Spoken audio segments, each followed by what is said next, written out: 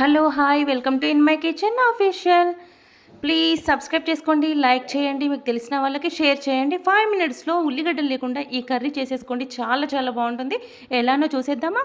ఇప్పుడు నేను ఒక బౌల్ తీసేసుకున్నాను, స్టవ్ ఆన్ చేసేసుకొని బౌల్ పెట్టేసేసుకొని దీంట్లో 2 టేబుల్ స్పూన్ ఆఫ్ ఆయిల్ తీసేసుకున్నాను. ఆయిల్ కొంచెం హీట్ అవ్వగానే కొంచెం ఆవాలు, కొంచెం జీలకర్ర, అలాగే ఒక 3 ఎండుమిర్చి వేసేసుకొని ఒక చిటికెడు పసుపు వేసేసుకొని ఇలా కొంచెం ఎండుమిర్చి రెడ్గా అయిపోయే వరకు కూడా వేయించేసుకోవాలి. వేయించిన తర్వాత 2 రెమ్మల కరివేపాకు అండ్ మీడియం సైజు క్యాబేజీ అనేది తీసేసేసుకొని చిన్న కట్ చేసేసుకున్న క్యాబేజీ తురుమును కూడా ఇందులో వేసుకున్నానండి. వేసేసుకొని ఒక్కసారి కలిపేసేసుకొని ఇలా మూత పెట్టేసేసి ఒక 2 సెకండ్స్ అలా ఉంచేసేయాలి మీడియం ఫ్లేమ్లో. అప్పుడు ఈ క్యాబేజ్ మొత్తం మంచిగా ఫ్రై అయిపోతుందండి. చూడండి వీడియోలో చూపించిన విధంగా చాలా బాగా ఫ్రై అయిపోయింది. దీంట్లో మాత్రం ఉల్లిగడ్డలు వేసుకోకూడదండి.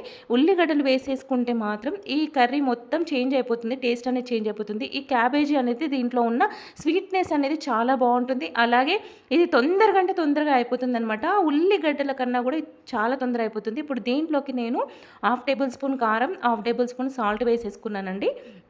మీరు తీసుకున్న క్యాబేజీ ప్రకారంగా మీరు సాల్ట్ ఎంత వేసుకుంటారో అలాగే కారం ఎంత వేసుకుంటారో మీరు వేసేసుకోవచ్చు. నా కర్రీకి సరిపడే విధంగా కారం సాల్ట్ వేసేసుకున్నాను. అలాగే దీంట్లోకి 2 కోడిగుడ్లను కూడా పగలగొట్టేసేసి ఇందులో వేసుకొని కొంచెం అలా పైన ఒక్కసారి గరిటెతో ఇలా కలిపేసేసుకొని జస్ట్ అలా మూత పెట్టేసేసుకోవాలండి. ఒక 3 సెకండ్స్ అలా మూత పెట్టేసేసుకోవాలి.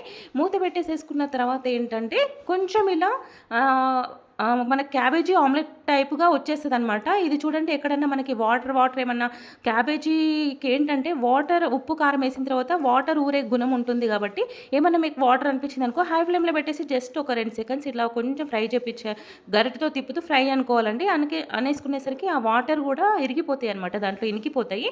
ఇనికిపోయిన తర్వాత దీంట్లోకి మాత్రం గరం మసాలా వేయకూడదండి, బాగుండదు టేస్ట్.